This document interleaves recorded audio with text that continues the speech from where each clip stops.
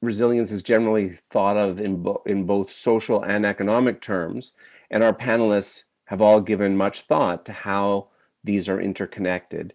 And we're also going to consider some important geopolitical differences. So what does it mean to work towards resilience in different parts of the world, from major centers of finance and power in New York and in the Middle East to small island states in the Caribbean and remote Indigenous communities in Canada? And as mentioned throughout, we're going to be exploring the pandemic crisis and the various responses to it from different perspectives, but also how the COVID emergency relates to other crises, both social ones like inequality and environmental ones like climate. For all of us who think about these crises, especially climate, the pandemic, we know, may be but a taste of things to come. And yet it's fatigued and tested us. So what kind of resources and considerations and policy and economic changes are needed as we prepare for the coming challenges? Past crises, they do give us a chance to learn and prepare for what will come next. But enough from me. It's now time to introduce our amazing panelists. I'm going to introduce them one at a time before each of them speaks, not all at once. We've asked them to kick things off with short presentations of 5 to 8 minutes each. And to answer these questions, what do you mean in your work by urban resilience? And what are 2 to 3 examples of what resilience looks like to you, or of the extreme need for resilience pre-pandemic, during the pandemic, or as a vision for post-pandemic? So that was our initial challenge to the panelists. First up is Lilia Yumagulova, who is the program director with Preparing Our Home, an award-winning Indigenous community resilience planning program. The program seeks to enable Indigenous youth to reach their potential in becoming emergency preparedness leaders in their communities. Lilia is a Bashkir woman born and raised in the Soviet Union in a low-income area of a large urban center prone to recurring floods. And it was witnessing these regular disasters and their effect on her community year after year that influenced Lilia's choice of profession. Lilia holds degrees in engineering with a focus on emergency management and a Master of Science in Risk Analysis from King's College London in the UK, and a PhD from UBC with a focus on resilience planning. Welcome, Lilia, and over to you. Thank you so much, Seth, and thank you to Meg and Aphrodite and the entire team for bringing us here today to do some beautiful work together. Hello everyone, my name is Lilia. I'm a Bashkir woman. I grew up in the Ural Mountains, the people of the Ural Mountains, and I'm very grateful to be joining you from the Sinai's territories today. So I wanted to open this presentation with a beautiful art piece that we worked on with Karime Kizada, who is an artist from Guadalajara, who now lives in Vancouver, Ashiel Thomas, an Indigenous youth from a Hausut First Nation. And I think, to me, this is talking about learning from the past to plan for the future. I think this is this beautiful Hausut whale and the foundation on which the cities in Canada were built. All of cities in Canada were built on Indigenous lands. I think it's one first lesson that we need to remember.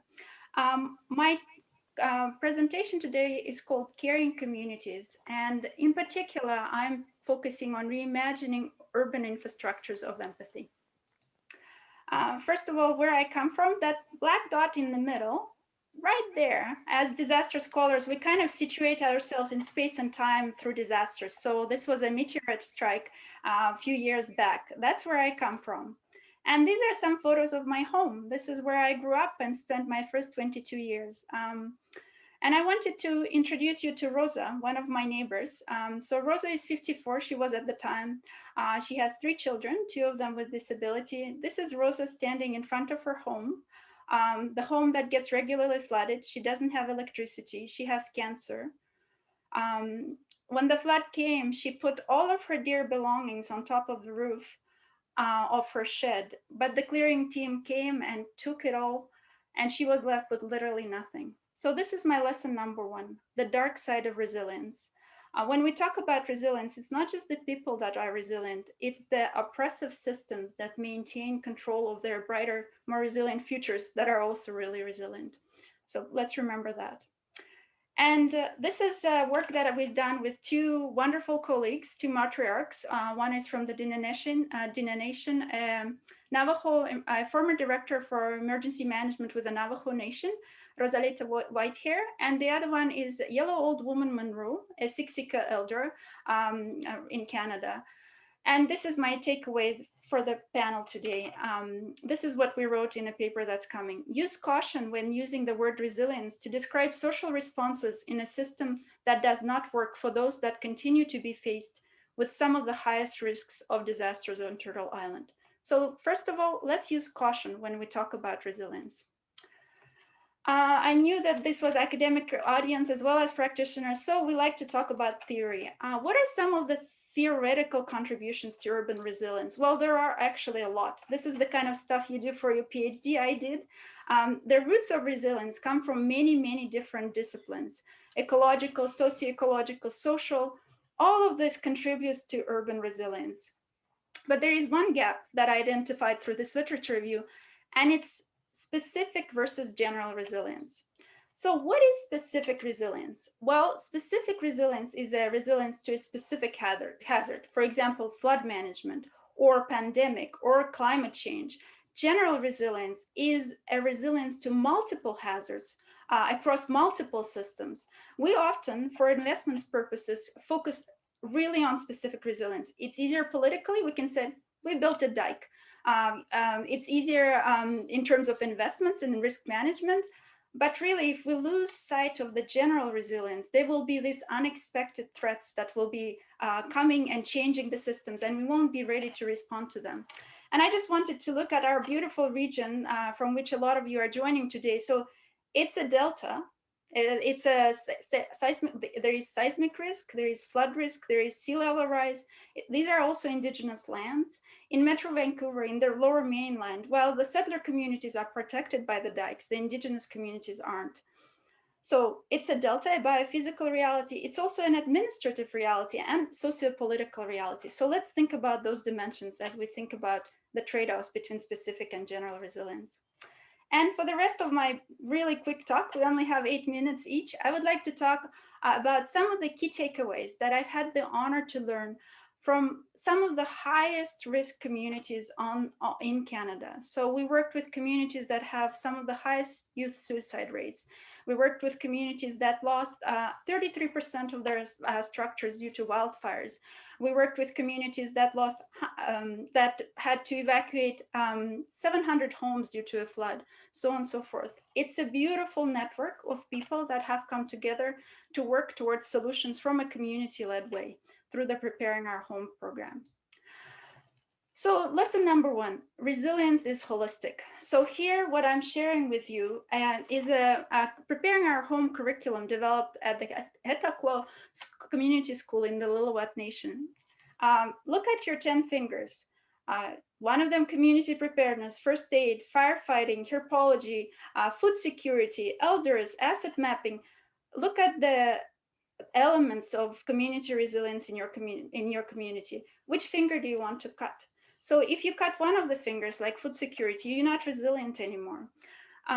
It's often, though, happens that emergency management does their own thing, public health does their own thing, economic development does their own thing. We really need to come together. Resilience is holistic. Emergency management and disasters in general, they really often offer opportunities to address long-term systemic risks. For example, housing needs through pre-disaster recovery planning. So it's important to plan in advance. I want to bring one of the biggest lessons that I learned through this work is the importance of intergenerational planning. In settler communities, it kind of often tends to be like this planner, the job that they do, and then occasionally they engage people. If we came together as a community to develop our infrastructure of empathy, the results would be very different. And I just wanted to show here from Uqluit First Nation, Uqluit government, from Hitatsu, you can see the hand-drawn map, a GIS that shows the tsunami mark, and then the drone footage that we flew with the youth, as well as the elder stories recorded by the youth and shared by the community. The other thing that we do really effectively in our program is culture. as the lifeline for community resilience. So here you see David Neveu from Matagami First Nation. He looks like a complete pro, but this was his first paddle that he carved at our program, which at a gathering. You can see horseback riding that we did at the Inkamik Cultural Center with the youth, and then there is paddle carving in the Lillooet Nation as well. In every community, it's very different. Some smoke meats. For some, it's the moose hunt. Culture, every community has culture. What would bring you together in your community? And then I guess the really important takeaway that resilience is context specific. Yet when we work with resilience planning, there are certain things that we look for in our program. And I just highlighted some of the covers from the storybooks that we've developed for different communities. Siksika Nation in Alberta, Lillooet in BC, Stanley Mission in Northern Saskatchewan. High-risk communities, a lot of issues, but this is how we approach resilience planning. We approach it from strength-based and trauma-informed approach. It's very important to identify the long-term, in terms of learning from the past, the impact of colonialism, the impact of land displacement, the impact of depopulation, the impact of cultural genocide, and the list goes on. So you need to talk about the entire spectrum of Indigenous identity and experience. Planning is collaborative and planning is reciprocal. I think we really forget in kind of professional planning about this notion of reciprocity. Agency, voice, ownership, community priorities at the core. They're different in each communities, and it's very important to acknowledge them. And then, of course, relational and accountable. Resilience planning is based on relationships. Like I noticed Chad Paholik is joining us, a dear colleague from emergency management world, and there were some people joining from DEEP. Anne was joining as well. We know in our field as emergency management community that relationships are the currency of our work. And I think it's very important to bring it to other fields as well. And on that, I would like to thank in all the different languages to say Zur Rahmat in my language, and to thank in the languages of the different communities that we worked with over the years. Thank you. I welcome any questions. Thank you so much, Lilia. Thanks for kicking this off with just so many different ways of thinking about what we mean by resilience and some key lessons there. Next up, our second panelist is Laurah John. Laurah is the founder and CEO of Jua Kali Limited. And Laurah, you can let me know if I've mispronounced it, on the Caribbean island nation of St. Lucia. She is a social and green entrepreneur on a mission to change the way we view waste. Jua Kali provides sustainable resource recovery and circular economy solutions to address waste management issues in small island developing states. In May of 2019, Laurah was invited by the World Bank to present and be a guest panelist at their Understanding Risk Caribbean conference held in Barbados. Laurah is particularly interested in how nations like hers can become less reliant on tourism, a goal with, of course, newfound urgency in the context of the pandemic. Academically, Laurah is an alumnus of this program, having successfully completed a master's in urban studies here at SFU in 2012. And she is joining us all the way from St. Lucia. Welcome, Laurah. Over to you. Thank you very much, Seth. And thank you to the entire SFU team for having me. It is indeed a pleasure to be part of this web series on such a pertinent topic, and also to be sharing the stage with such a stellar group of panelists. So only 8 minutes, as Lilia indicated, so I'm going to jump right in. My presentation, Resilience is Circular, focuses on the circular economy model as a pathway to actually achieving long-term resilience. That, by my definition, is actually something very transformational and cultivates a sense of ownership. I will highlight how I operationalize that through my work with Jua Kali Limited, and share reflections from St. Lucia's experience with the pandemic and implications for our vision, our future vision. So first off, I will let you know where St. Lucia is. We are a small island located in the Eastern Caribbean. Our population is somewhat akin to that of Burnaby, I would say. And size-wise, we're about 2.5 times that of Washington, D.C. So just to give you a sense of scale and also context when we talk about St. Lucia and small island developing states. We are of volcanic origin, which means our rugged topography means that residential, commercial, industrial, and even our transport infrastructure are all located on the low-lying coastal areas. We are by definition, as a small island developing state, vulnerable. And economically, that shows we have a monoculture with tourism accounting for 60% of our GDP. Environmentally, we're highly vulnerable to volcanic and seismic activity. We're also located in a tropical cyclone belt. And so disasters tend to take on a countrywide proportion. And it is in that broader context that I speak to resilience. And if that weren't enough, we also have to contend with climate change and the associated threats of sea level rise and more frequent and intense weather events, for example. And then further compounding that is the reality that we have our own internal issues. So looking at land use policies, building codes, agricultural practices, and in my case, waste management.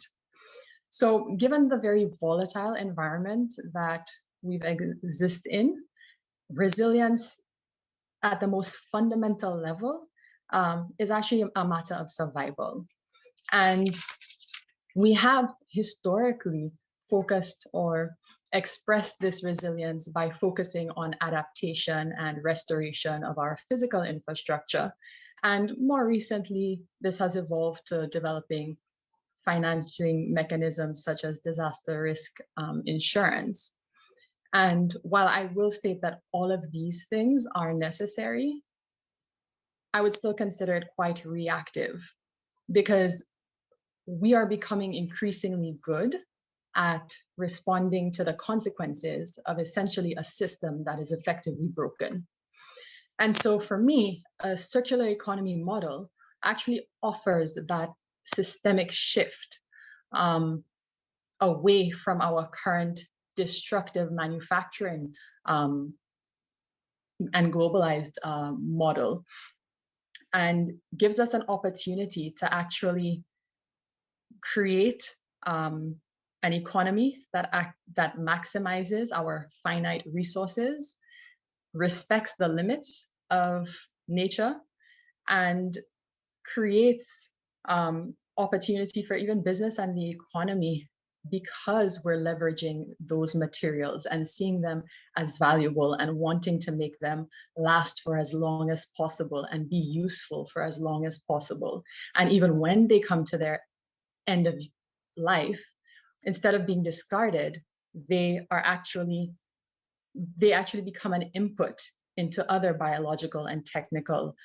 processes. And those are the principles of a circular economy that, for me, if we transition in that direction, we have the possibility of actually creating an economy that is better balanced, that is sustainable, that provides secure livelihoods, and that actually helps mitigate risks from future crises like this pandemic.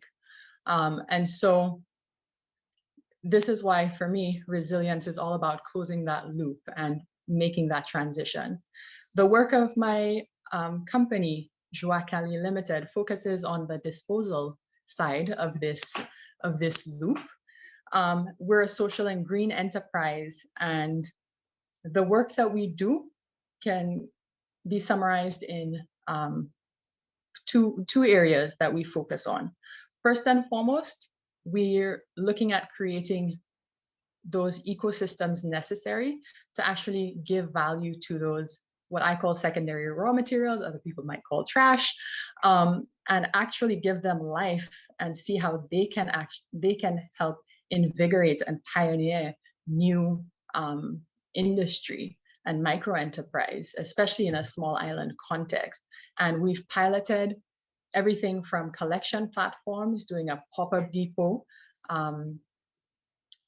collection platform for the recovery of recyclable materials like plastics, glass, and metal. Seth, could you go to the next slide, please? Thank you. And the one after that, sorry. And in doing so, just in a series of 33 collection days, we've been able to collect over 50 metric tons of material that we've been successful at exporting to Honduras, where there's a recycling facility that actually makes plastic products from 100% recycled materials. In order to support these ecosystems, though, the other aspect of our work focuses on developing knowledge products. So we've created activity booklets for students so that we can introduce concepts like resource recovery, circular economy, and start changing that narrative around waste and to see it as something valuable. We've created toolkits for hotels to help them eliminate single-use plastics from their properties. And most recently, we've conducted waste audits to help fill the data and knowledge gaps on plastics and its effects on our marine environment, and to get a better understanding of the problem we're actually trying to solve. So these are just really many small nodes that we're slowly working at developing to create that more interconnected, localized ecosystem to support a more transformative waste management sector, and ideally a more transformative economy. Like most countries around the globe, when the pandemic hit, it crippled our economy because, again, like most governments, we closed our borders and shut down our economy.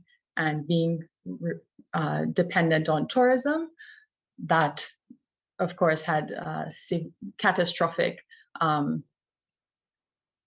impacts.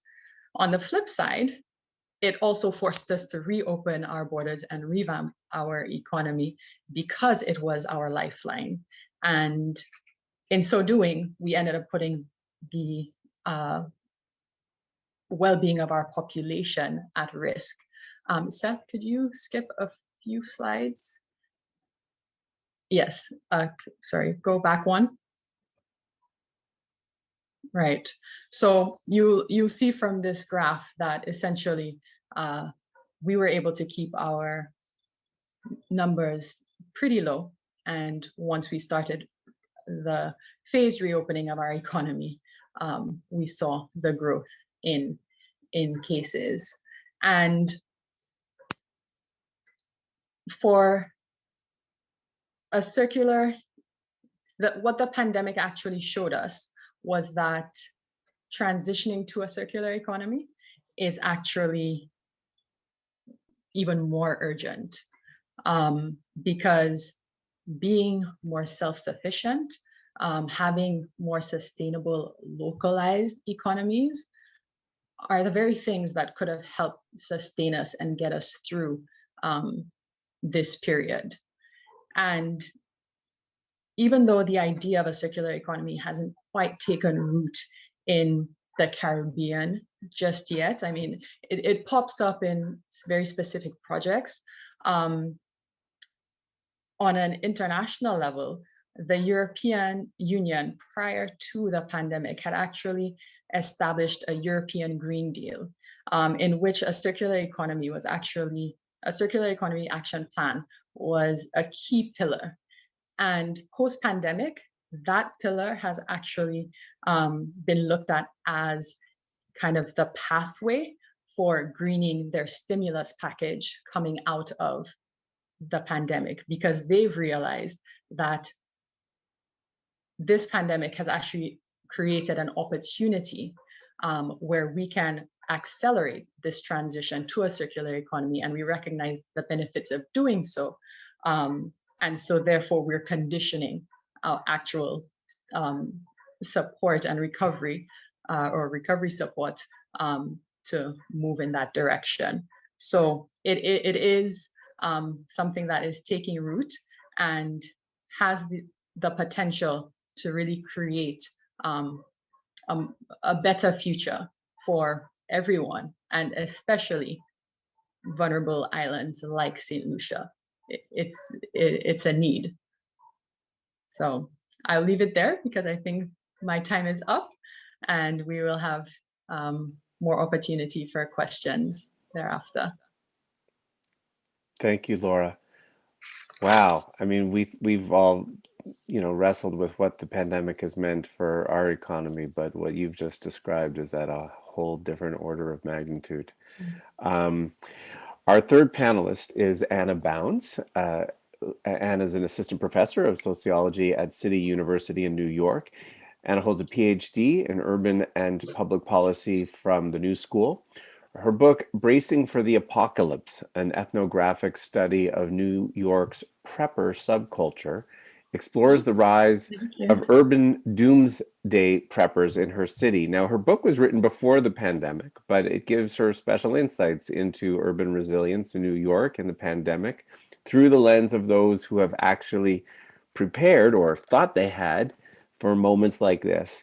Anna's research interests focus on city subcultures, city tourism, and public space. She teaches courses in urban sociology and social science research methods. And she has been, her sheltering in place hobbies include analyzing the books and photos displayed by others during virtual meetings, half-hearted decluttering, and daydreaming about pet ownership. Welcome, Anna, and over to you. Thank you so much. I'm really looking forward to. I'm really enjoying the presentations. This is just. I'm so glad to be here. So let me go ahead and hit my start button on my, because I'm a little bit worried about time, but I'm sure we'll be okay. So my talk today is titled "New York Street Smarts and Survival Smarts During the Pandemic: Preppers and Community Resilience." So I'm kind of excited to talk about what the preppers are doing right now, because it's interesting because my book actually ended on day 5 of the start of the pandemic in New York. But before we get there, first I would like to thank SFU, or the SFU Urban Studies Program, and SFU Public Space for making space for us to have such an important dialogue tonight. As we move forward toward recovery from the pandemic, building not just better, but building more justly, we're called to consider exactly what we've been talking about right now: urban resilience, the core of urban resilience. What is that? For me, that core of urban resilience is love. Today, I'm taking the advice of Professor Meg Holden, and maybe Governor Cuomo too, as I'm claiming my love for my city and my people, and thinking about how we move forward. This evening, we're talking about the power of love. This evening, we're talking about how the power of love can sustain our cities throughout a period of tragic change. Tonight, I'd like to share the resilience highlights of my research on New York City preppers and their love of the New York community. And it's interesting because there's going to be a lot of intersection in terms of resilience as context dependent and general resiliency versus specific. So what is prepping and who are preppers? And let me go ahead and move and begin to share my screen, and we'll get started. Okay, all right. So who are preppers? Let me go ahead and move to the beginning.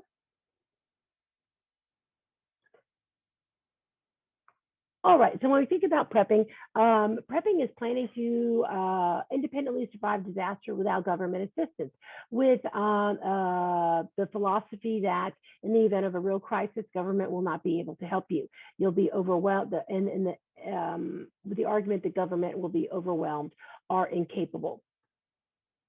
As Jason Charles, the leader of the New York City Preppers Network, explains, zombies aren't real, neither are aliens. This isn't about science fiction stuff. Preparedness is about preparing for real things like we've already been through, like 9/11 and Hurricane Sandy. New Yorkers need to be prepared. My project focuses, my qualitative project focuses on studying the impact of COVID-19 on preppers and their philosophy of self-reliance and practices. I take a look at their approaches to prepping, different experiences along class lines and surviving in New York, and also strong local bonds. Ultimately, I discovered that preppers are an important existing resource for community resilience. So, what are preppers worried about? Why are they busy preparing? They're concerned about terrorist attacks, natural disasters, pandemics, technological failures, and government or economic instability. And we'll see in New York, we've experienced all of those. So who are preppers? Well, here's the interesting thing. On the left side, we have in the American popular imagination, the stereotype of preppers, the white male lone wolf, ready to protect his family against a dangerous unknown. However, reality often conflicts with imagination. And when we take a look at New York preppers, like their city, New York preppers reflect diversity. Many preppers are people of color, and many preppers are also women. As explained by Inshira, an African-American female prepper, that cowboy idea doesn't apply to everyone in prepping. Preppers aren't necessarily those white guys in the backwoods and the guys wearing tactical gear. This isn't about being individual, the lone wolf. This involves mothers and children. This is about the city. So why do New Yorkers practice prepping? As one prepper explained, living in New York is like living on the X. And when we take a look at the top three, so since the start of the 21st century, New York has experienced a series of disasters and disruptions. The top three are the September 11th terrorist attack, Hurricane Sandy, and then now the pandemic. And when we take a look at COVID-19, its colossal impact on New York as devastation of our city far exceeds the combination of both the 9/11 attack and Hurricane Sandy in terms of our public health and our economy. However, these three disasters aren't the only things that have occurred since the 21st century. When we take a look at a real breakdown of disasters and disruptions, we see that these three have just been, are just a sample of the many things that have happened. So when we think about urban preppers in the pandemic, and we think about resiliency exercises, the first impact of COVID-19 was a confirmation of preppers' belief system in terms of believing that they needed to be self-reliant because the federal government was unwilling or was unable and are unwilling to help them. With the Trump administration, we saw no clear and coordinated national policy. Instead, we saw reluctance, confusion, and a lack of transparency, as well as a lack of regard for the American people. So in terms of resiliency, self-reliance was reaffirmed for preppers. And I think they say it best. Marlon, a seasoned prepper, in taking a look at both federal, state, and local, said, "Look, I said a long time ago that there was no cavalry coming. The pandemic proves that I was right in my thinking. The president exaggerating claims while people are dying. Governor Cuomo and Mayor de Blasio squabbling and holding things up while people are dying. Stop having faith in these people. We have to take care of ourselves." Another prepper argued that the federal government's inability to manage the COVID crisis resulted in a game of whack-a-mole, where problems related to the virus and the confusion kept popping up. Indeed.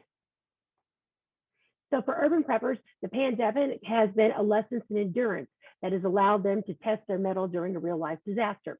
One of their primary, so in terms of their strengths, knowledge, resources, and networks, all serve them quite well. For example, an important example would be the use of prepping closets.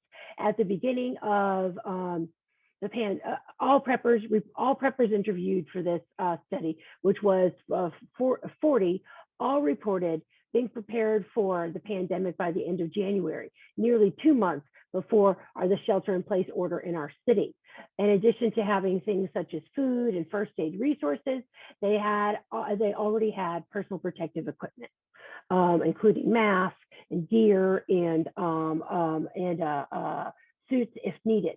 Now, in addition to protecting their families, preppers also engaged in resilience building activities for their communities. such as helping neighbors with preparations for the pandemic, providing supplies such as masks and gloves to communities, to neighbors in need, organizing or participating in neighborhood networks to deliver medication and groceries to the elderly or disabled residents. One of the things that people don't really understand about preppers is that they're actually very much community leaders. The idea of isolated individuals is incorrect. So I'm going to end on this quotation with the music sounding. A long-term prepper from Brooklyn explained, "We are vindicated, not that we want to be, we want to help people. That's what this is about. You can't survive without community." Thank you. Thank you, Anna. Thanks very much. So our fourth and final panelist is Sarah Moser, Associate Professor of Geography at McGill University. Sarah is the Director of the Urban Studies Program at McGill. She received her PhD in Geography from the National University of Singapore and held postdoctoral fellowships at the Aga Khan Program for Islamic Architecture at MIT and the Center for Urban and Global Studies at Trinity College. Sarah's research focuses mainly on Malaysia, Indonesia, and the Gulf states. So, like Laurah, Sarah's work deals with how countries can diversify from a single main reliance, but in her case, in her research, that single reliance has been on oil and the decline in the global role of oil in the emergency, in the case of the climate emergency. Sarah is interested in the global phenomenon of new cities being built from scratch, the transnational circulation of urban policy, and how religious and national ideology are manifested in the built environment, particularly in state-driven urban mega projects. Sarah has a book coming out entitled New Master Plan Cities, Islam and Identity. Welcome, Sarah, and the floor is yours. Thanks so much. Let me share my screen. Thanks to the SFU Urban Studies Program and to Meg, Aphrodite, and the Seths for all the work you've done on putting this together. And thanks to all the other presenters for such fascinating presentations, and to everyone tuning in, thanks as well. So as Seth said, my research examines the wave of new city projects that are currently underway. And this boom has really started in the 1990s. And since the 90s, over 150 new city projects in over 45 countries have been announced and started. So this represents about $1 trillion in investment. And if they're finished as planned, they could house over 45 million people. So new cities are seen as economic development strategies in many cases. And I've been at this long enough to see that there's a growing list of failed or delayed projects. And I think COVID is further delaying some of these. All right, let's zoom in a bit on the Gulf, which is the focus of my presentation. The Gulf countries have been particularly active in building new cities from scratch. So Kuwait, tiny Kuwait, is building 9 new cities.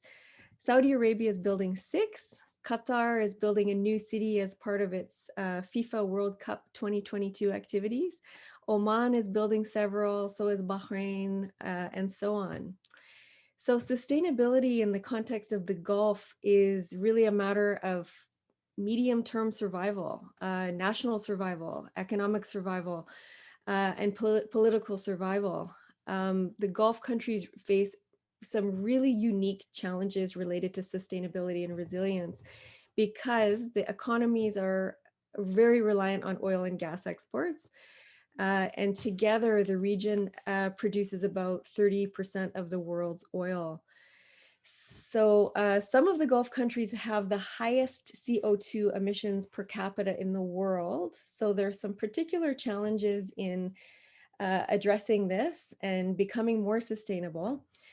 And similarly, Gulf states are among the world's largest per capita consumers of water. And this is despite being the world's most water scarce region. The region's heavily dependent on desalination as a source of water, which is an energy guzzling method of producing fresh water. The region is also very vulnerable to climate change. It's already incredibly hot, and if it gets much hotter, it's going to be dangerous for human health, even more than it is now. It gets up to 50, 60 degrees in the summer. And much of this region is at sea level. So rising sea level is going to make it even more vulnerable. On top of that, water supplies are declining, freshwater supplies are declining. And so climate change will bring about desertification and the loss of biodiversity. And the Persian Gulf's fossil fuels are going to face increasingly stronger competition from clean energy alternatives. So all of these broad crises really overshadow the pandemic to a large extent. So the Gulf states are currently devising all sorts of unique solutions, largely funded with oil money, and often on a monumental scale to help them transition away from oil. So in the past, you can sort of see the contrast here. This is in King Abdullah Economic City in Saudi Arabia, where it's extremely harsh desert. There's no source of fresh water except from desalination. Yet it's trying to be a very lush and verdant city. You can see the sprinklers are on all the time. And so in the context of water coming from desalination, we have to ask the question, what is a green city? And then the sort of lavish water features that you find in a lot of Gulf cities. This is just one example from Kuwait City at the National Theaters. Okay, so in the past 4 years, there's been a really heavy investment in solar power, realizing that changes are coming and trying to anticipate these changes and reduce the consumption of oil. The Gulf states have plans to encourage active transportation. They're constructing metro systems from scratch. And then another key strategy that I'm focused on today and in my research are the new eco-cities being built from scratch with new green industries that will help transition economies away from oil. So these are sort of ostentatious spectacles of sustainability that announce to the world a shift in priorities. And I have 3 examples from the Gulf. The first one is Masdar in Abu Dhabi. And this was intended to be the first carbon neutral city in the world. And it was to rely solely on solar energy and other renewable energy sources, and was designed to be totally car-free and function as a research hub for green energy. But one of the selling points of this project was that it was close to the Abu Dhabi airport, and it sought to attract this global jet set. So there are a lot of inherent contradictions in these, even in these green eco-cities. They modeled this after some, traditional Arab cities where they have very narrow streets. So there's a lot of shade and whatnot. And you can see these sort of screens are to protect buildings from direct sunlight. Okay, another project is the Sustainable City Dubai. And this is maybe a more modest effort. This is more of a neighborhood scale project. Dubai had one of the largest ecological footprints in the world 10 years ago, and now it's trying to have the smallest in the world by 2050. So Dubai is famous for summer temperatures that reach 50 degrees, and they're also famous for really ostentatious recreational pursuits like indoor ski hills, and they're famous for burying coral reefs in order to create artificial islands for luxury real estate.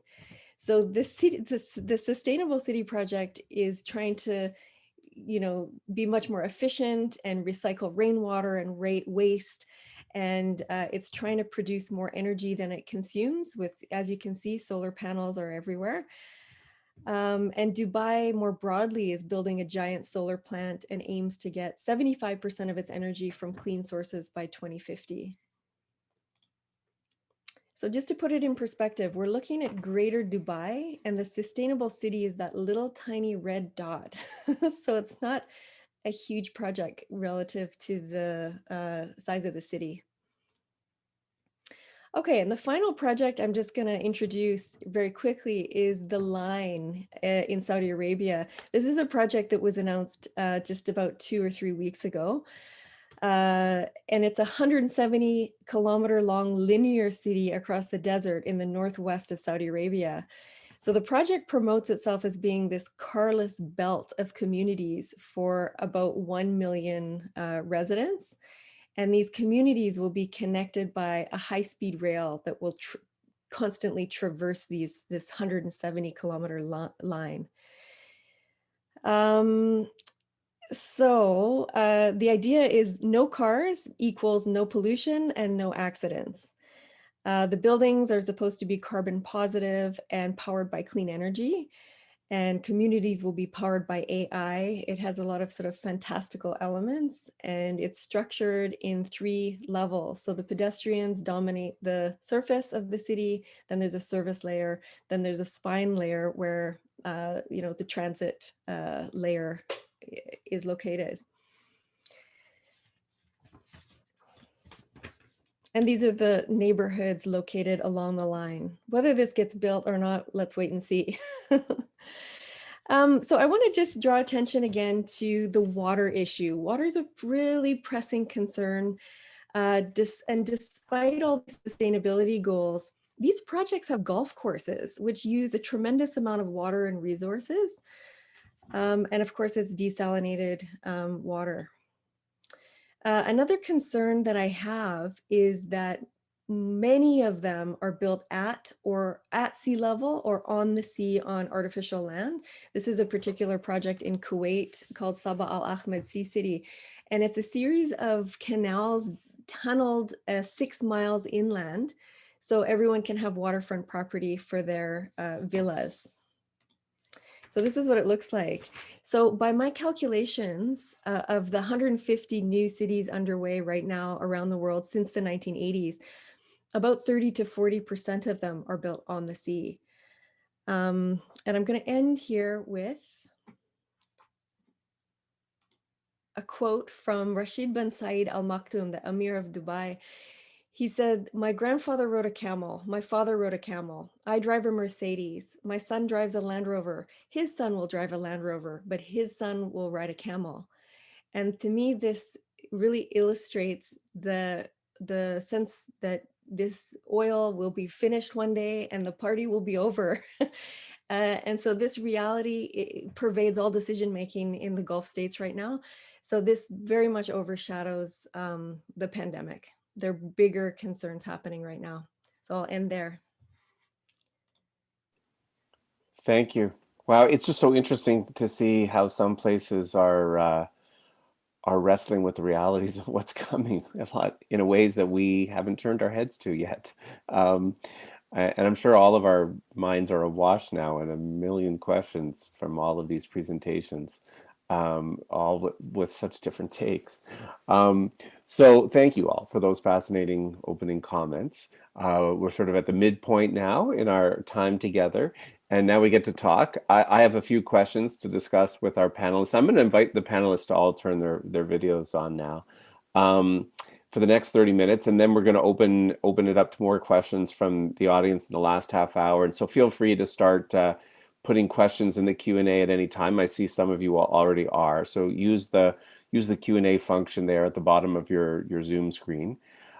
My first question, and I'll throw it to you first, Lilia, and then whoever wants to weigh in.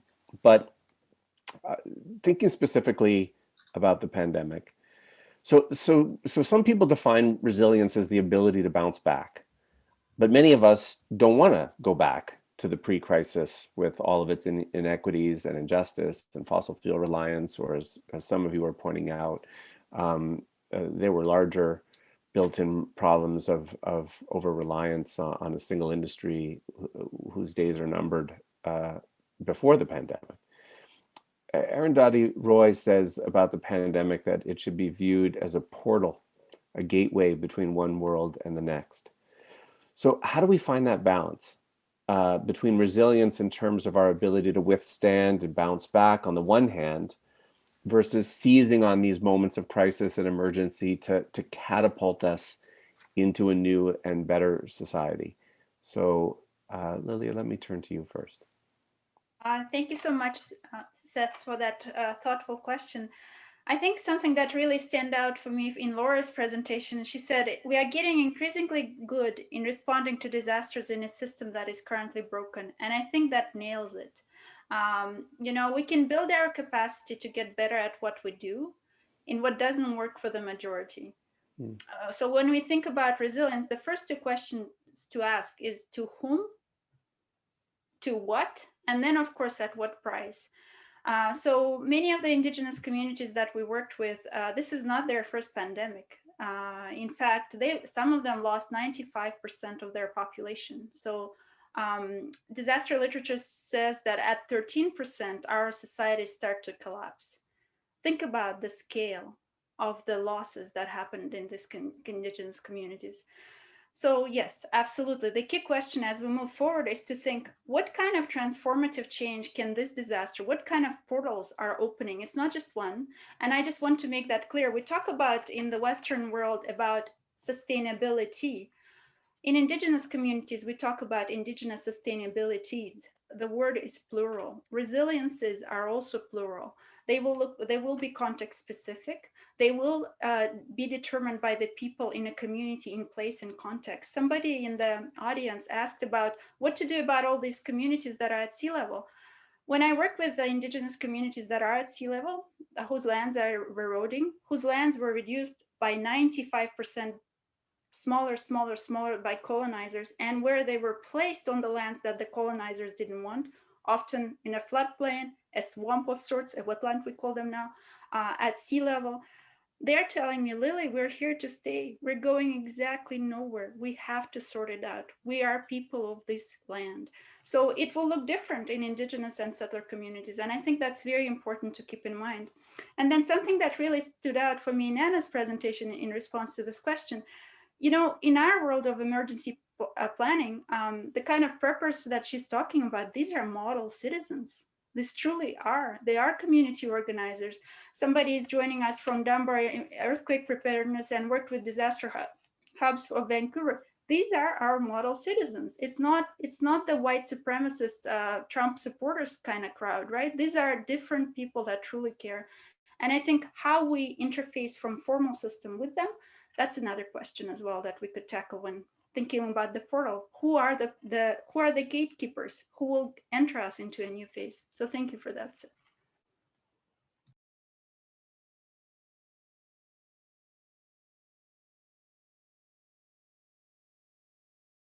Seth, sorry, your mic is off.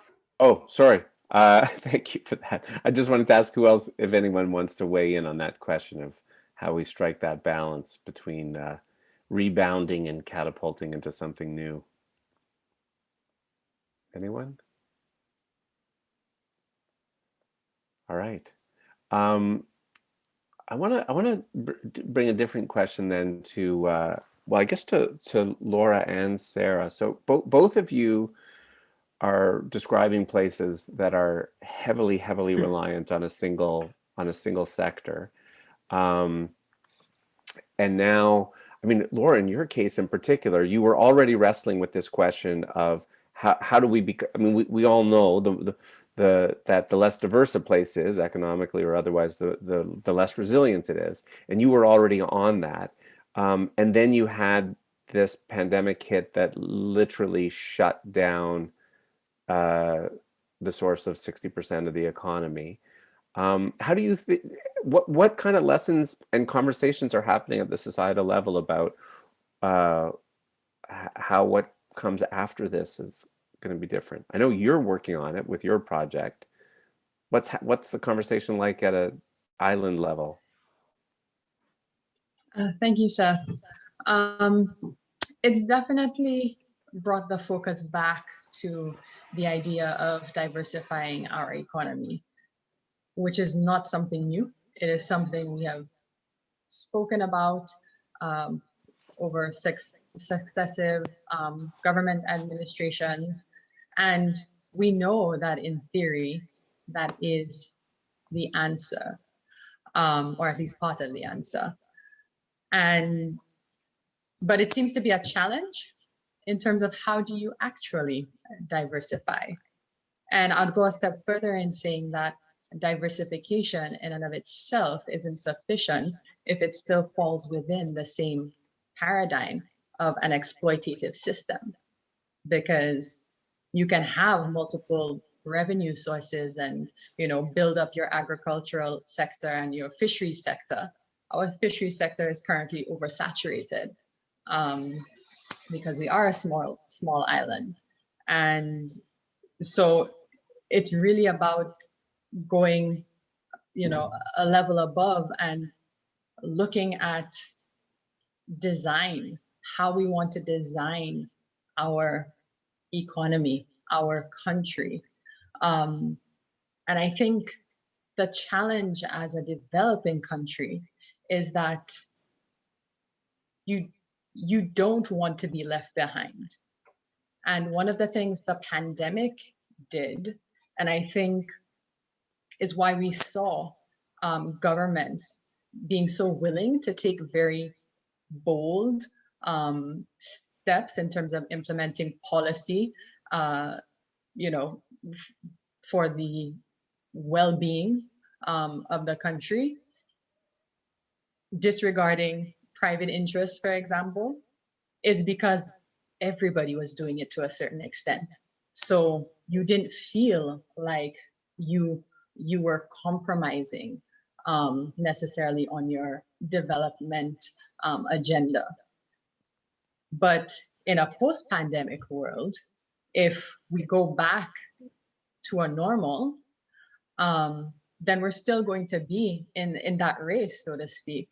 And it's going to be very difficult for governments, especially of small island states that are trying to keep up, trying to survive, to really stop and say, wait a minute, we're actually going to take a different route. And there are implications, because the idea is that we can't actually have a level of, I guess, prosperity, wealth, comfort, convenience, if we're not actually damaging our environment. And so we need to rethink that entire paradigm, as I said, and consider, well, could it be possible? And what could that look like? And so when we're developing our national strategic plans and visioning plans, which St. Lucia is actually in the process of doing, that's really the opportunity where at the design level, we can actually say, okay, we can challenge these assumptions. So it's not a clear-cut path. It definitely takes a lot of courage wading into an area that we don't have a lot of examples of what that looks like in the new world, because our examples of sustainability and self-sufficiency are looking back at very traditional communities. And for a lot of people, that is oppressive, to think that that is where we have to go back to in order to save the planet. And so it's really striking that balance is not easy. And I think we really need to come together and decide, you know, how serious are we about creating a different and better world for, you know, a small island like St. Lucia, and even for more developed countries especially, because like the example that I gave with the European Union, the fact that they're integrating circular economy principles within their stimulus packages, that's going to have a ripple effect even when we start looking at accessing financing from international government organizations. So on one hand, that's definitely a positive, because that new thinking will kind of find its way and be at the forefront of our development agenda as well, eventually. But in order for it to really be a holistic approach, our governments and our people need to be on board with that as well. So, this isn't really answering the question because it's a very difficult question, and there isn't a clear and defined path, as I said. And how about you, Sarah? I mean, I didn't hear you talking specifically about the pandemic because you were describing transformations that are already underway. Has the pandemic accelerated any of those conversations, or in some ways is the part of the world you're looking at sort of insulated from all that? Yeah, I mean, things are on hold. They're influenced by it. They're not traveling, just like us. The cash flow has slowed into some of these countries, but I think it's laid bare, just like as it has here, some of this really stark inequalities and some of the underlying problems. So I think the example I just want to give is Saudi Arabia is the largest Gulf state, and they don't really have a tourism industry. And so this is seen as like a huge potential moneymaker for them. They host religious pilgrims every year, millions of them, but they don't actually have any tourism. And so even Saudis go out of the country when they want to have a holiday, like those with the means. They'll go to Bahrain, or they'll go to Beirut or Paris or whatever. So the goal is to kind of keep some of that money in the country. And there's, a lot to do and see in Saudi Arabia. I don't work for the tourism board, but it's a rich country filled with heritage and, beautiful architecture and amazing nature and beaches and whatever. But there's no infrastructure. There's nowhere to stay. There aren't resorts. There aren't hotels. And so the state is in, full steam ahead mode, building massive infrastructure to, host domestic and international tourists. So I don't think it's being sped up by the pandemic. If anything, it's sort of slowing slightly because of cash flow problems. But these plans were already in the works for the past, 5 years. I want to throw a question to you, Anna, from your presentation. Like your presentation, I'm wrestling with your presentation because you're looking at these preppers who in some ways were ready for this in a way that a lot of us weren't, and have something to teach us. And yet and I take your point that they're not these isolationists the way we sometimes think of them, that they actually were part of community. And all of it, it's interesting. It strikes me, we talked a lot at the beginning of the pandemic about these mutual aid networks that sprung up. And the first time I started to hear about that terminology was in Hurricane Sandy, where these things sprung up. And they're born of necessity, and they're born particularly in the U.S. context from a federal FEMA system that had been abandoned. But there's something tragic about that too, that we're kind of giving up on the idea that the larger collective can be there to do what it should be doing. That's the part I'm wrestling with. I wrestle with it as well. It's more like heartbreaking.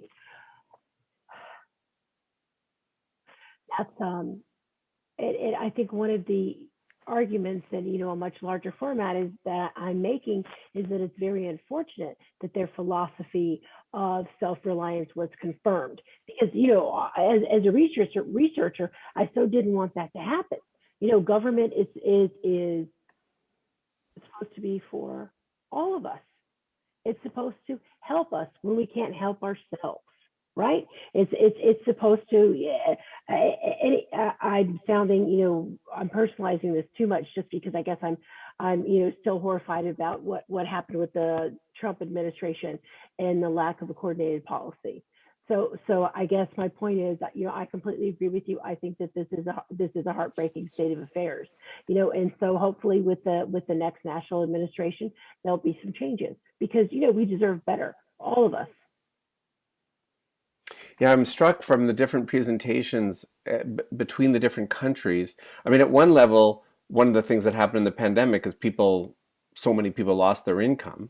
Um, the US had the capacity to restore that for a lot of people, but didn't avail itself. Canada, at least, we had a Bank of Canada that actually, sent monthly checks that to people. Yeah. St. Lucia, you don't have the same independent monetary system that let us do what we did in Canada in terms of backstopping people's uh, income. And so, how did people wrestle with that all of those months when Well, everything shut down? I'm throwing that one to Laurah, but okay. I'll come back to you, Anna.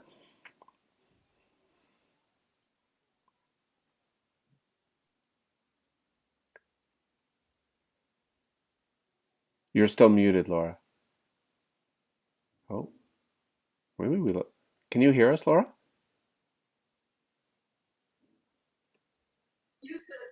Oh, I'm all right, sorry we about got that. you.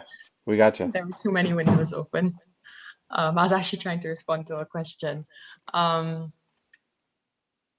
in terms of we were able to provide some level of support um, in the initial stages of our shutdown, from food packages to vulnerable communities, and to actually providing some level of income support.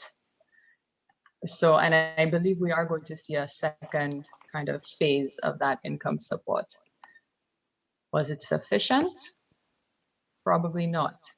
And the reality is, and having worked in social protection in St. Lucia, a lot of people who need the assistance are not formally registered in the national databases. And so the people who truly need the help don't actually have the ability to access it unless they are willing to integrate themselves into a more formal system. Even among business owners, especially small business owners, vendors, they are often not registered with the National Insurance Corporation. And so their ability to access benefits during this time as well was compromised. So in some ways, it did actually create an opportunity in terms of trying to mobilize specific target groups to actually register, and that in and of itself then helps protect them in the future. But it was very difficult, and it's why the government had to make that decision to open up the economy, because you have over 9,000 people directly employed with tourism, and then the indirect employment rates can bring it up to 60,000. So that's a lot of households depending on that one sector. So you really didn't have a choice. And so then it became a matter of, how do we manage the virus? Because it's going to come in, because we had acknowledged from very early on that it was through visitors, returning nationals, that the virus was getting into the local community. So that's when those systems really needed to be very robust to try to minimize spread, quarantining, etc. Yeah, I don't envy the choice, though. That was hard. Anna, I think you were trying to weigh in on that other question. Yeah, in terms of subsidies, we're talking about economic assistance in terms of the pandemic. But I just wanted to point out, here in the United States, we have the pandemic, but we also have a huge which wasn't handled very well, and which is resulting in the turning away from faith in government, which is, the heartbreak that we talked about earlier. But, the pandemic, we also have people in Texas now dealing, with a huge climate change crisis. Like, for example, on a personal note, I have, I was actually born in Texas. I have extended family members there. And, I have several family members who live in different parts across Texas who were using snow for drinking water, still are, and some people who are running out of water and food and have yet to receive any assistance at all. So I think the tragedy with the American government isn't just talking about subsidies, it's talking about a whole variety of supports at, at basically all levels of government missing the mark. So I was just kind of trying to link all the different issues. Yeah, thank with. you. Thank you. Yeah, and there's going to be more of them. I mean, in my own book, I was pulling all these stories from the Second World War. The thing about crisis moments is that they can bring out the worst in people, or they can bring out the best. And sometimes we surprise ourselves by becoming more impressive in tackling these things than we would have expected before we hit them. I think a lot of people feel that way.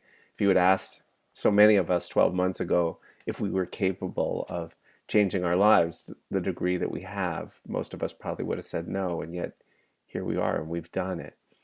So we tend to think about resilience as a response to these natural hazards or those kinds of emergencies, but what have we learned through this pandemic? I'm going to start with you, Lilia, but I'd really love to hear from everyone.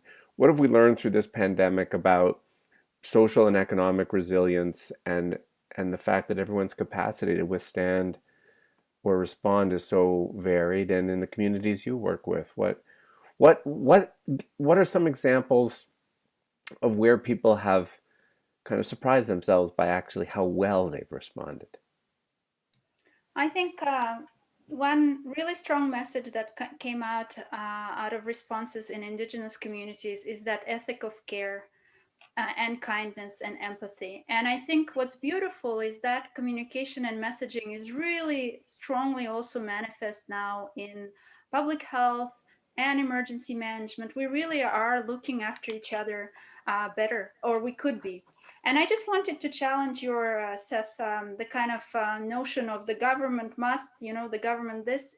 If we look at statistics in Canada, and we're fortunate to have this data, so we had a survey on emergency preparedness and resilience done in Canada in 2016. And 37% of Canadians turned to family members, 24 to neighbors, and a friend, 15. Only 15% turned to government services, first responders at 9%, police 9%, or provincial government at 5%. So what in a case of emergency? So what we see here, the closer the government, the more you turn to it, but really it's your neighbors, it's your networks, it's your family that you turn to. And that same happened in First Nations communities, where some communities are operated like large families, the food drop-offs, the kind of the color-coded windows, I'm okay, I need help, urgent help, and so on and so forth. So there were many, many beautiful stories that came out of it. And also unintended consequences. So if you talk to some of the kind of long-term climate change people that are working on that in communities, they had major staffing issues. When CERB came out, they were just unable to hire people to do the work because now there was free money, right? So, so there is always unintended consequence, however well-intended your policy is. And I just also wanted to highlight something that the terms that we use, Anna used in her presentation, natural disaster.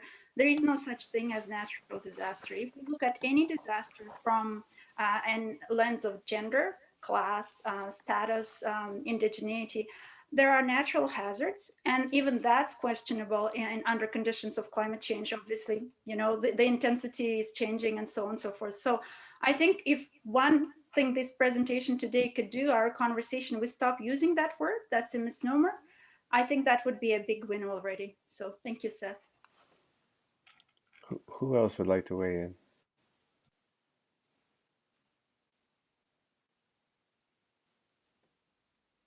Okay, Sarah? I mean, I'm not based in the Gulf, but I have some anecdotes, and it's not, I feel like Debbie Downer, but there's some really disturbing things that have come out of the pandemic that are embodied in sort of nationalist policies. So, for example, Kuwait has a program, a Kuwaitization program, that's generally trying to hire Kuwaitis over foreigners. So fair enough. We also protect Canadians by prioritizing the hiring of Canadians. So I'm not critical of this, but the way it's been done has taken advantage of the pandemic. So when schools and offices have been closed, a lot of foreign workers, like school teachers who live in Egypt or other surrounding countries, they went home. And while they were home, they were told that they cannot come back, that their jobs have been filled by Kuwaitis and their visas are canceled. And they have apartments, in Kuwait that they can no longer access and they can no longer enter the country. So there are a lot of stories like this where there's sort of this rising xenophobia and intense nationalism, ethno-nationalism that's really, really put foreign workers in a vulnerable position more than before.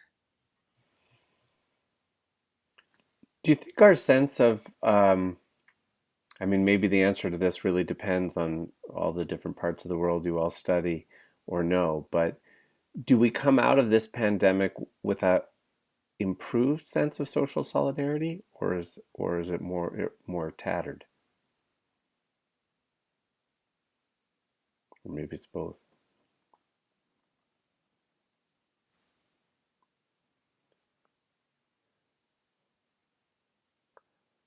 Anyone want to go at that one? Hi, Seth? Seth.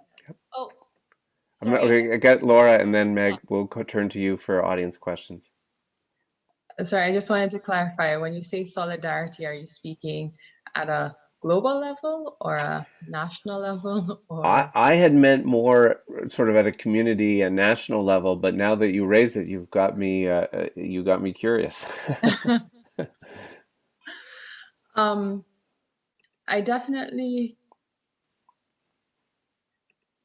I don't think that for communities, for countries that deal with disasters on a regular basis, that the pandemic in and of itself is going to cultivate greater sense of solidarity.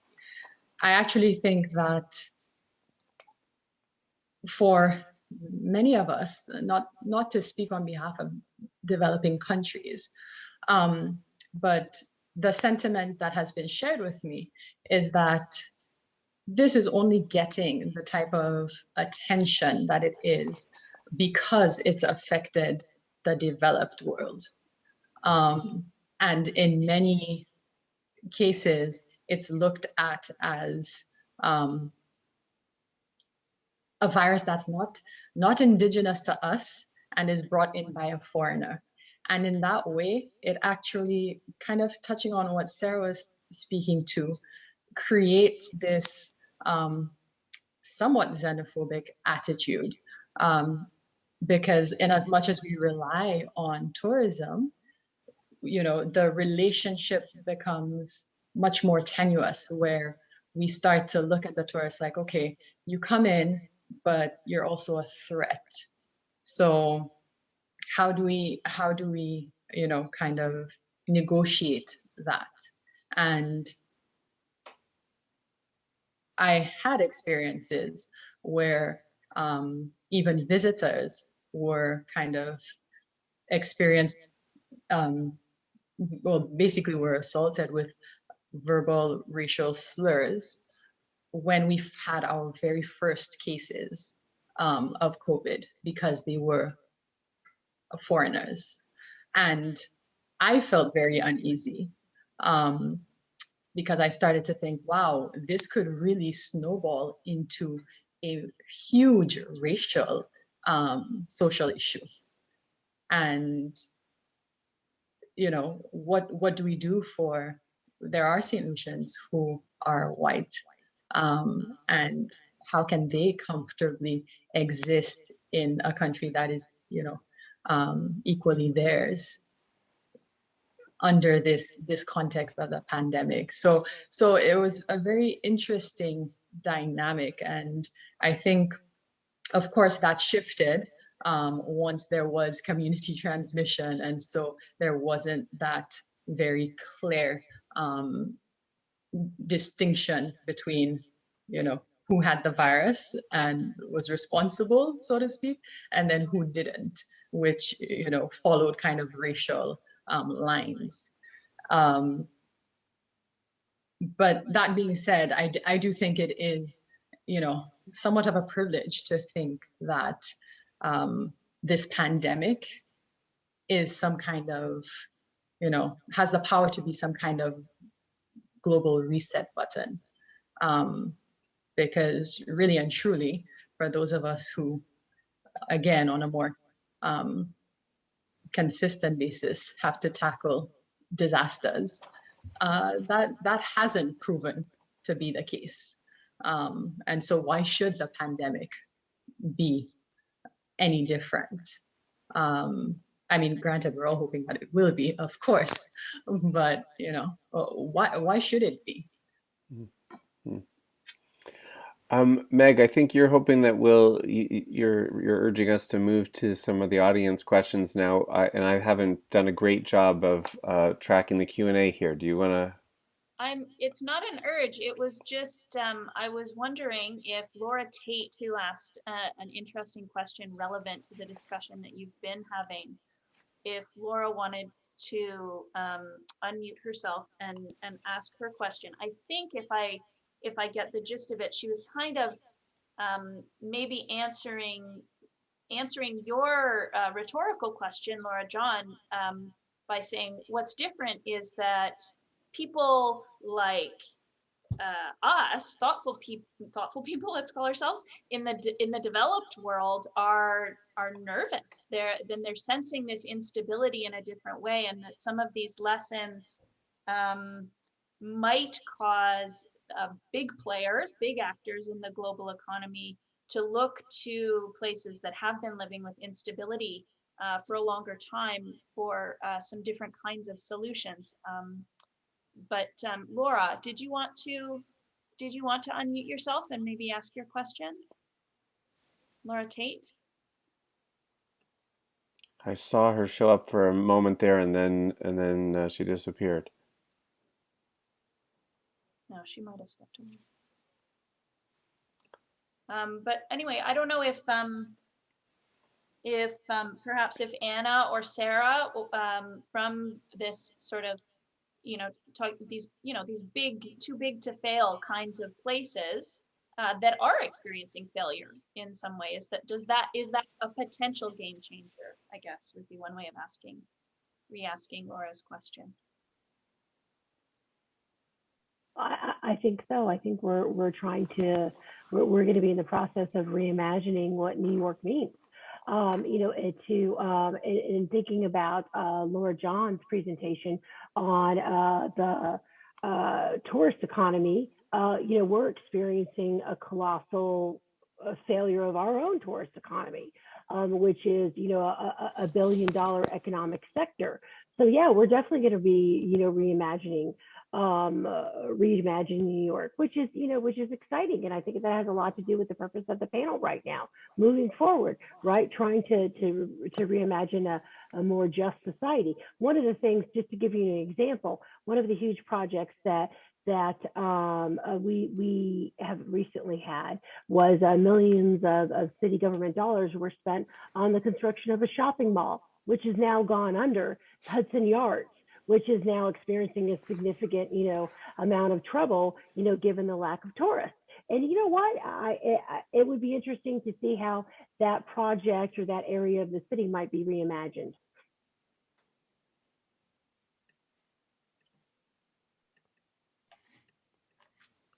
Thanks. Go ahead, Sarah. I think that Laurah Tate had flagged her concern about sort of the geopolitics and stability of the Gulf and sort of what comes next after oil, something related to that. Yeah, I mean, I think the quote I showed at the final slide of my presentation alludes to this. Few generations of Mercedes and Land Rovers in a region that's traditionally not organized around nation states. So these are a fairly modern construction, and it could easily revert back to smaller parcels that are not don't have the same borders. And Saudi Arabia is sort of held together with the magic glue that's called oil. And once that runs out, it's sort of anyone's guess as to what's going to happen. But I don't think anywhere is too big to fail or too powerful to fail. I think these are very unstable places without the constant cash flow that oil brings. I wouldn't mind. I want to try to inject a little, well, maybe optimism, maybe you think it's Pollyanna, but I want to throw something out there and then see what you think, or you can feel free to disagree, the panelists. But when I'm thinking about what are the takeaways for all of us out of this pandemic experience as we now look ahead to the need for climate mobilization and climate action. And we've been held back on real climate action for so long. I think for in particular because neoliberalism has done so much damage to our imagination and our sense and our feelings about our ability to do grand things together. And yet here's what I hope anyway. I think the pandemic, we come out of, and maybe this is more specific to the Canadian experience, but that it reaffirmed the role and value of ambitious government action for a lot of people. We saw, I mean, if you had said to me 12 months ago, are there people at Finance Canada and the Bank of Canada who could quickly pivot and create the wage subsidy and the CERB program, with the speed that they did, these audacious programs, paid for, to the tune of $5 billion a week, I would have said 12 months ago, no, that there was no one home who thought that way and who was capable of that. And I would have been, and I was proven wrong. It turns out they were there. Like this whole experience, both, so at this national level, it's reaffirmed the role of value in public services, particularly health services. But also at the local level, it's reminded us of our mutual reliance, and we've seen these incredible displays of social solidarity that a lot of us can relate to. I mean, my gosh, I know my neighbors much better than I did 12 months ago out of this whole experience. So I think, I feel like social solidarity, at least in our country, is probably at a generational high. And that there's this new spirit of cooperation and cross-partisan cooperation and national cooperation. We have newfound respect for scientists and scientific evidence and health professionals. We all have a greater appreciation of the value of relocalizing the economy because we kind of get now how vulnerable we are to supply chains in this globalized environment. And we want to be more resilient to those kinds of disruptions. And, you combine all of those lessons, those are actually good ingredients for what we're going to now need to do on climate. Feel free to agree or disagree. I mean, I'm probably overstating some of these. Go ahead, Lilia. Thank you so much, Seth. I think it's important to end on a positive note, although I'm a pragmatist. So I wanted to highlight a few things that are coming out. And as researchers, we tend to be evidence-based. So when when somebody did a survey in terms of what's important to Canadians right now in this COVID situation, the youth said climate change. So those people are not distracted right now. So mobilize, invest, engage the youth. I know there are several planners on the call. Do it seriously. Do it in a way that really authentically matters. Elevate their voices. So that's number one. There were quite a number of questions on infrastructure. And as an engineer, I love to talk about that. We've done things in the past that have built-in resilience. We built the bridges 1 meter higher to include the variance for climate change when climate change wasn't a big deal back in the 80s. So we have done things in the past. We built modular resilient systems and so on and so forth. Redundancy has become a bad word in the neoliberal world. It's a good word. The other thing is resilience is a child of hardship. Those people melting their water in Texas, they are resilient. They're just not used to it. But Laura's people and my people have been surviving with whatever they had. The bricolage was our way. We had to survive because we didn't have much.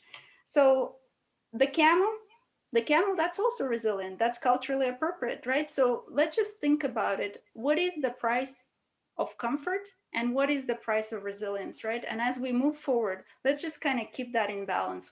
Maybe we have to lose some comfort to become resilient. Thank you. Mm-hmm. Thanks. Sarah? I wanted to go not last because you want to end on a positive note. So I should go now.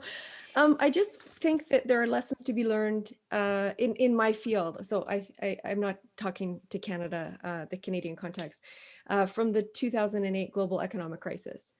And from that came 60 new city projects, and many of these driven by the private sector. And so we're looking at like another massive recession where governments will be broke around the world at every level, national, provincial, local, for years to come. And so we're going to be, our resistance to these kind of projects is going to be weakened. And I think that we're going to see another proliferation of private sector driven new city projects or urban developments, much like we almost got one in Toronto, the Quayside project, which is a Google project. Microsoft is building projects. You know, the tech companies are coming out of this way stronger, and they're going to make a move, I think. I'm gonna weigh in myself on this. Look, I don't dispute. It's always the case that of moments of crises that can go either way. I think that's always been true, and we've got plenty of history to show us how, you know, you get these capitalist disaster responses to moments of crises to privatize, as you point out, even entire cities. Um, but when I think about what's going to emerge from this pandemic, and you say everyone's going to be broke. I actually think it's the opposite that's been proven. What we've seen in terms of the fiscal response in Canada actually just laid bare what was possible all along, in response to homelessness and poverty and climate. Like they just showed us, as they did in the war, that in an emergency, actually, they can find the money. And now we just have to keep holding them to it.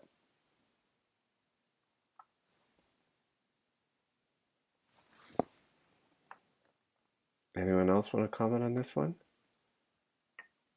And if not, Meg or Aphrodite, I'm going to turn to one of you to ask another audience question. There is a question here at the top of the list about sea level rise. If it's Baldwin, do you want to ask your question about sea level rise? If you unmute yourself, and maybe I would like to hear from Laurah in particular about this, and then Sarah, you've also raised the very troubling statistic of 30 to 40% of these new cities that you're looking at being built on the sea. Hi there. Yes, I guess basically, I was wondering about when you decide that you need to cut your losses. I know there's some movement, I guess, to stay in place, but we also know that in many jurisdictions that going forward is not going to be an option. Jakarta comes to top of mind right now, but even locally, Richmond is going to be suffering from these issues. We can build higher and higher dikes, we can build higher and higher walls, but at some point, it seems like doing that would be irresponsible. And so then when and how should we move away from these kinds of situations, leaving aside even building these things in the first place, like we are in the Persian Gulf or in Canada?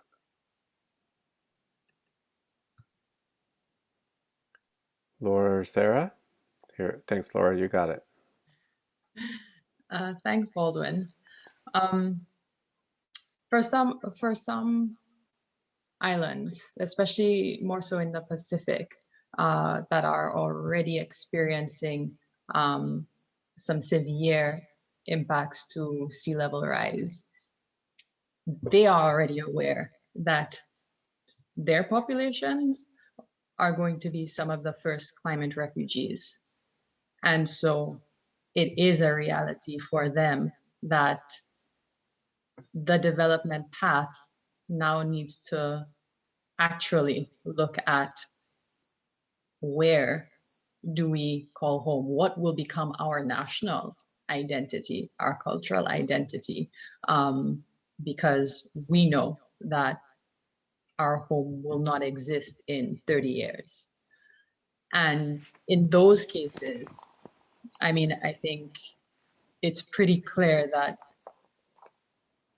unless we have, I mean, even then, the level of technological advancements required to safeguard these lands, again, as you say, may not be a sustainable response or a responsible response. And so that brings in some very interesting geopolitics. For the Caribbean region, I mean, the projections, I can't say, well, yes, I can't say haven't been as severe because we're not talking about, you know, losing islands within the next 30 years. We're not. Most of us are actually quite mountainous, with the exception of Barbados, that's limestone. But so we do have that option of retreating further inland. And actually, without climate change, that has actually been the migration pattern within the island, because that's where the affordable land is. So you're actually getting more commuting because people are building more further inland and then traveling to, you know, their workplace, which is in a coastal community or a city. I can't say that we have actively taken on any kind of major engineering feats to start combating or mitigating the effects of sea level rise. We've looked at building up our coral reefs and more natural barriers, but even that hasn't been at the scale really that would be necessary to truly buffer the impact of sea level rise. But I do think we are lucky enough to still have a little bit of time, again, in comparison to our Pacific counterparts. And because of our topography, because of our location, we do have alternative ways to organize our communities that are not totally out of sync with our culture. And so, you know, there is still hope in that respect. We're not at that point, but we still have a fair amount of research to do. I think there's a huge data gap for us in actually truly understanding what needs to be done now, what can still be done, and when do we have to start taking those measures where it's more just kind of abandoning certain ideas because we recognize that certain areas just will no longer be accessible, and there's actually nothing we can do about it, or really nothing we should do because of the implications. Lily, I see you, but I want to turn to Sarah first with on the same question. So with these new cities at sea level, was anyone going like, hello, do we want to rethink this maybe? No, not at all. I do research in Malaysia on this one new city on artificial land. And I asked my official guide, are you guys worried about rising sea level and climate change? And my guide said, the ocean is rising in other countries, but not in Malaysia. So there's sort of this blind utopian, like the party's just getting started. The ocean will rise in 30, 40 years. By then, doesn't really matter. It's really sort of a short-term thought process.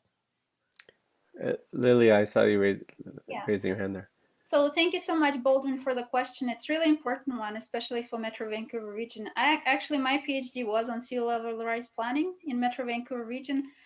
And the province did something very unique. It took a deterministic approach to sea level rise. It says the sea will rise by 2100 by 1 meter. Municipalities, go ahead and plan.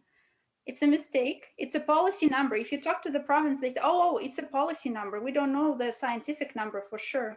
But here are investments and planning and flood construction levels, all of that being committed to that deterministic number. And I also want to highlight it's a multi-governance issue. We probably have time for one more question from the audience. Is there one that you want to There call is, on? yeah, the next one would be from Virginia McDonald. So Virginia, if you'd like to ask your question, it's about these, these teams, the volunteer disaster response teams that came out of the Occupy movement. Anna's been looking very intensively at teams, community, sort of communities of difference, but organizing around this disaster response, and about the bonds, the special kinds of bonds that those teams create. I don't know, Virginia. Yeah, I'm here, but you just expressed it really well. Thank you. And is there somebody that you wanted in particular to answer that question?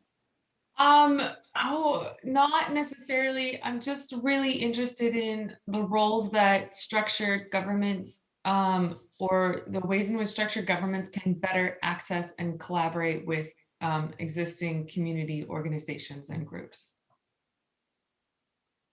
And encourage. So rather than either thinking of this either or between government and these mutual aid networks and disaster response, how could they better team up is what I hear you saying. Yeah, yeah. Anna, do you want to weigh in on this? You're muted still. Sorry, I was busy replying to questions in the chat about the rich, and let me just address that in terms of people being very wealthy and breaking links with the urban poor. And unfortunately in New York we do see that. We see a significant drop in the population of the wealthy in Manhattan right at the start of the pandemic. People went to second homes, or people sometimes went into various areas across the country. In terms of, and I'm sorry, if you could reframe the question again for me a little bit. Virginia's question, comment. Well, she picks up a little bit on what you talked about with response to Hurricane Sandy, and she was asking about some of the volunteer responses that came up that kind of were born out of Occupy. But she's asking whether or not there's better ways in which government can actually support these community disaster response initiatives. Well, actually, I just responded to someone in chat about this. One of the interesting things that New York did was shortly after Hurricane Sandy, or actually September 11th, they funded an organization, a volunteer group, and trained them to be volunteer responders and across the boroughs, which was a fantastic role that the local government could play, and helping people from first aid to helping people reach out to mental health counselors and all sorts of things. And I think the pandemic but unfortunately that program was cut. But I think that we need to continue with it, and I think that there needs to be the pandemic has shown some expansions that we need for the program, such as a lot of immigrant communities really struggled with getting accurate information about the pandemic. So that would be an important resource, an important way of something that needs to be addressed. You started off responding about, I think to John about inequality and the 1% and that kind of stuff. I saw that too in Yeah. the Q&A. And it's interesting to me in my own study of these war lessons. In the First World War, there was this rampant profiteering, right? It undermined social solidarity, it undermined recruitment. At the beginning of the Second World War, the government was very cognizant of this, and they knew they wanted social solidarity to that it was important for the mobilization that needed to happen. And so they brought in, our first major income support programs in the war, unemployment insurance, the family allowance, and they increased taxes on the wealthy. They brought in an excess profits tax. So the kind of profiteering we've seen in this pandemic was illegal in the Second World War. And that was consciously done as a way of trying to build more social solidarity in the face of a crisis. I'm looking at the time. I'm gonna see if any of the panelists have any final comments they just want to offer before I throw this to Meg to close things up. Anyone? I just wanted to thank everyone, for such an engaging discussion. Lots to think about, and I appreciate the sense of community and social solidarity that we've all exhibited in thinking about the future. So thank you. Thank you. I don't see any hands. I'm going to make one final comment too, and then Meg, I'll turn to you to close things up. This has been really interesting. I've learned a ton. It does strike me that there's one important difference in the pandemic from so many of these other crises that we've experienced and think about when it comes to climate. And that is the things that we were called upon to do in the pandemic are anathema to all of our social instincts. We're told to isolate, to stay home. And that's hard. And it produced the sort of COVID fatigue phenomenon that many people have talked about. And the one bit of good news when we think about the kind of what we'll be called upon to do now in the face of climate and other crises, but climate especially, is that we're called upon to do precisely the opposite. We're called upon to get out there and do something grand together. That's a bit easier. That's a lovely, hopeful thought to end on, Seth. Yes, I have wondered myself what that moment is going to look like when we all feel convinced enough about herd immunity to rush out into the streets and hug our neighbors again. Let's hope that does happen. I'd like to thank you, Seth, for the expert moderation and for bringing your own thoughts into the conversation. Thanks very much, Sarah, Lilia, Anna, and Laurah for joining us this evening. Thanks to our friends at SFU Public Square for making it smooth for us as well. And thanks to our participants for all of the great questions and comments. It's a tough conversation, but I really appreciate the opportunity to have it this evening with you. It takes a little bit of my social isolation away, at least, hopefully for you too. Please do join us again for our next and final installation in the Pandemonium series, taking it to the streets on March 24th. And actually, one other thing that's happening in relation to that event is that there's a call for photograph submissions. So please take a look at the deadlines coming up soon in a couple of days. Hashtag 2020 in 3 words. Thank you very much, everyone, and enjoy the remainder of your evening. Thanks very much for joining us from across the world.